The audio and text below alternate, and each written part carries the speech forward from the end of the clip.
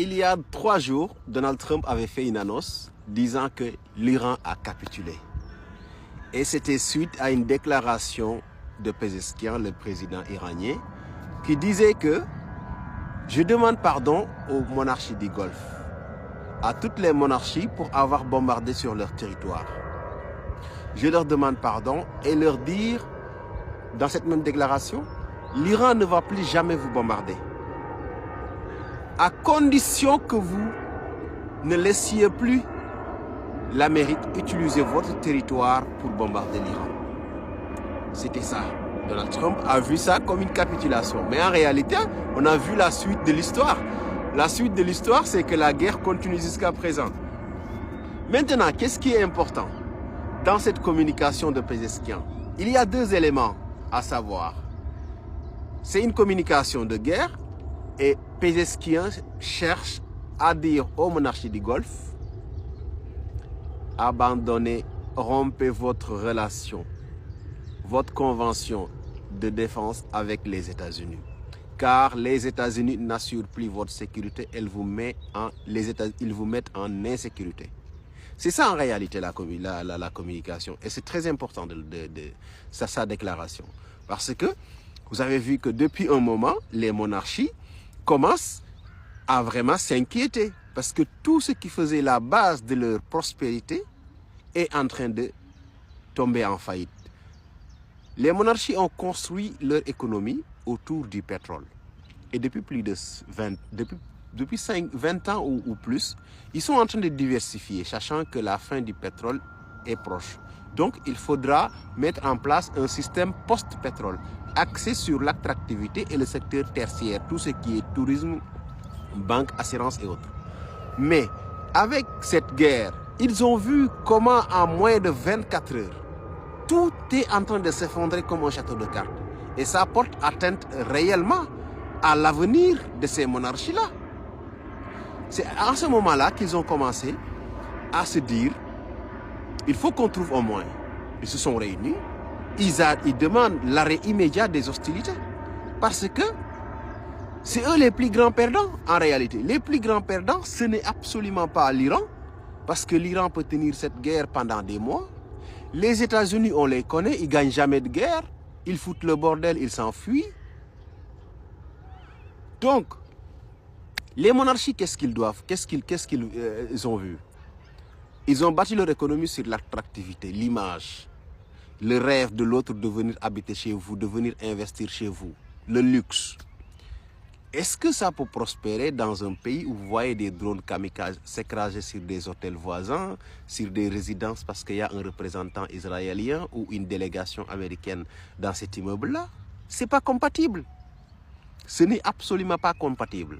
Donc, personne, que vous soyez un influenceur, un investisseur, un grand investisseur, ou bien vous voulez mettre votre firme là-bas, votre siège en tant que firme internationale, ce n'est pas rassurant de voir des drones kamikazes frôler votre immeuble. Ce qui a fait que vous avez vu tout s'est effondré en quelques jours. Et ça risque de mettre en péril l'avenir même des monarchies du Golfe. C'est pour cela qu'ils ont demandé l'arrêt des hostilités. Parce que les États-Unis sont en train de détruire tout ce qu'ils ont construit depuis 20 ans. Et le deuxième élément, c'est que les monarchies savent maintenant que leur alliance avec les États-Unis n'est pas source de sécurité. Non, n'est absolument pas source de sécurité. C'est source d'insécurité parce que si les Américains n'avaient pas de base dans ces monarchies-là, aucun drone n'allait toucher parce qu'ils ne sont pas concernés, que ce soit l'Arabie Saoudite, que ce soit les Émirats Arabes Unis ou bien le Bahreïn ou autre. Ils n'allaient jamais recevoir même un seul drone.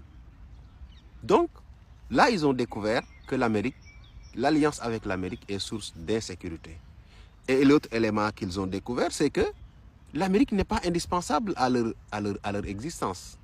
Et ça porte atteinte à l'image des États-Unis. L'Amérique est là, mais si l'Iran veut frapper, il frappe là où il veut. Donc, là, ils savent aussi que la véritable sécurité repose sur la sécurité que vous assurez vous-même. Parce que si vous assurez vous-même votre sécurité, c'est vous qui déployez votre politique internationale.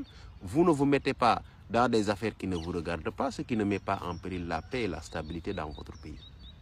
Et ça, c'est important, les monarchies le savent absolument. Ce qui fait qu'aujourd'hui, la communication de Pazasquian est tellement intelligente qu'aujourd'hui, c'est les États-Unis même qui sont en train de perdre des alliés, de perdre de la légitimité auprès de ces alliés. Parce que toute la puissance des États-Unis dans cette zone-là repose sur son alliance avec différents pays. Et cette alliance a fini par faire de l'Iran même un pays encerclé par les États-Unis. Est-ce que cet encerclement, cette complicité des monarchies a fait que l'Iran est devenu faible, a fait que l'Iran ne peut pas se défendre? Non. L'Iran est devenu fort, reste fort, et l'Iran peut se défendre.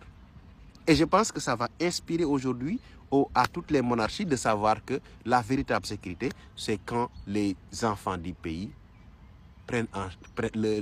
la véritable sécurité n'arrive que lorsqu'elle est entretenue ou maintenue par les fils du pays même. On ne délègue pas sa sécurité. Vous ne pouvez jamais être en sécurité en la déléguant. Et c'est ce que les monarchies ont fait. C'est pour ça aujourd'hui, ils souffrent plus que tout le monde. Et les Iraniens sont très fiers de ce qu'ils font parce qu'ils ont mis en place un système de défense qui est efficace, mondialement reconnu. Et aussi du point de vue du leadership, les Iraniens ont pu avoir une organisation interne qui fait que nul n'est indispensable. En Iran, personne n'est indispensable. Il n'y a que le peuple qui est indispensable. Malgré la propagande, malgré les assassinats ciblés, malgré les bombardements, l'Iran reste debout. Ce qui est totalement différent des pays du Golfe, qui ne sont même pas en guerre. C'est des bases militaires et des hôtels qui sont ciblés. Tout s'écroule. Donc, il est important de savoir que la communication de Pazasquian a eu l'effet escompté. L'effet escompté, c'est d'installer réellement le doute auprès des monarchies et de la méfiance des monarchies auprès des États-Unis. Et ça, il est en train de le réussir.